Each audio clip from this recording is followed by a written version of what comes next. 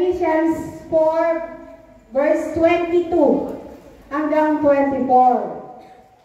Sabi po sa verse 22, to put off your old self, which belongs to your former way of life.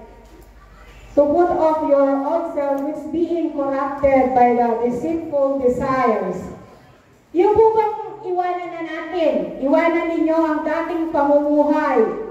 Ubarin ang inyong dating pagkatao. Masisira dahil sa masamang pagnanasa. Tsaka po yung number 23, to be made new in the attitudes of your minds. At sa number 24, eto na po.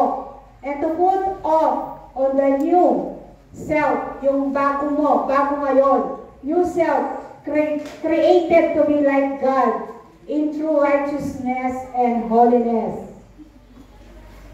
Sa aming pong mag-asawa, isi-share ko lang po ngayon yung sa aming dalawang mag-asawa. Siguro po nagkaroon na ng pagbabago o nagkakaroon na po ng pagbabago as a Christian. As a Christian po, no? Dati po, ilang years dito kami, hindi kami regular.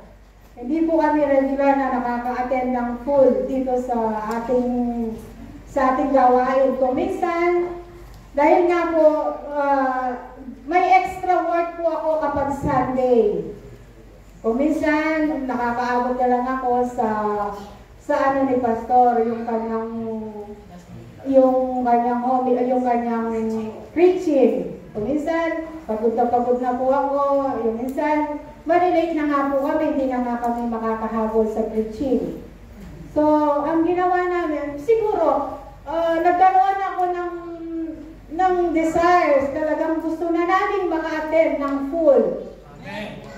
Yung bukang parang hindi kumpleto, yung Sunday mo, minsan, kahit anong gawin mo, ganun pa rin. So, nagkaroon na kami ng pagbabago bilang, sabi ko nga, bilang isang Kristiyano.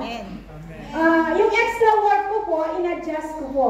Ginawa ko ng Sabado, ng hapon, para yung Sunday, para kay Lord lamang po. Amen. Hindi na ako kailangan magmadali para lang makahabol kay sa Sunday service. Kung minsan, inayos ko nga po yung oras ng extra work. Tapos po, just to save Sunday.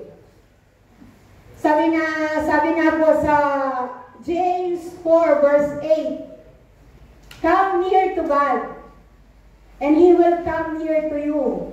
Amen. Wash your hands, you sinners, and purify your hearts, your double-minded. Sabi niya, lumapit tayo kay Lord at lalapit sa inyo. So, kung hindi tayo lalapit, hindi tayo pakatok, hindi naman po siya magbubukas, hindi po ba? Amen.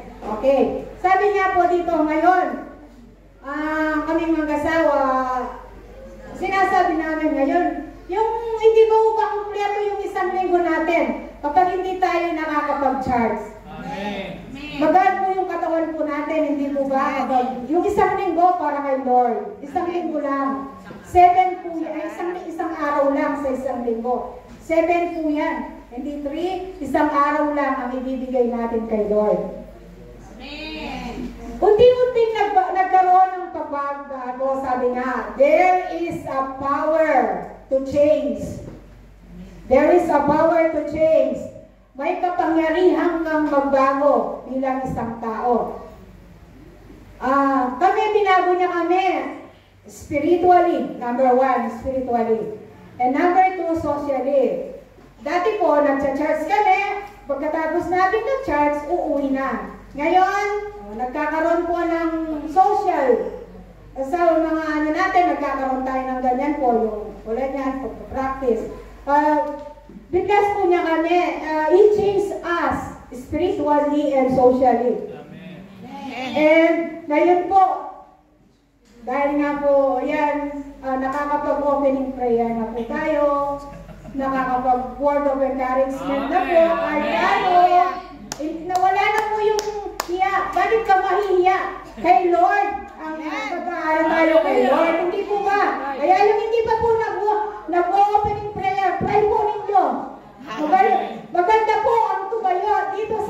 Kristo.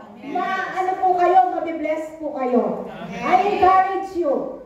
Tsaka po yung nakakapag-word of encouragement na po ako. Yes. Little by little, nababago po tayo. And then, my husband, nakakapagsalita na rin po siya ng word, yung Holy Scripture, tumatayo na rin po dito. Dati kung minsan, ayaw po niya. Pero ngayon, binago niya ni Lord. Hindi po yan. Ngayon, nakakatayo na po siya. Alam niyo po ba siya, Sabado pa lang o Biyernes, ihahanda na niya yung bibihisan niya para sa linggo. Hallelujah! Ito po, hindi po kami nag-ano. Kung minsan po, nalilate na nga ako, bilisan mo, malilate tayo. Ayaw ko yung agahabol. Siya po yung nauna sa akin kung minsan. Kaya, binago na talaga niya ni Lord. Hallelujah!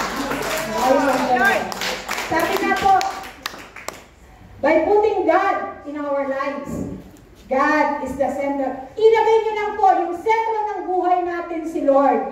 Hindi po ba? Lahat ng bagay, God first. Put God first in our lives. Sabi nga po sa Ezekiel 36 verse 26, I will give you a new heart and put a new heart and spirit in you. I will remove from you your heart of stone and give you a heart of flesh. Amen. Amen.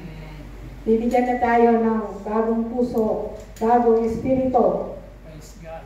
Di po ba? Kaya nga po, sasabihin ko sa inyo, yung conclusion ko po, tandaan po natin, God's Word has the power to change our lives. Hindi po ba? Amen. To God be the glory. Marami po.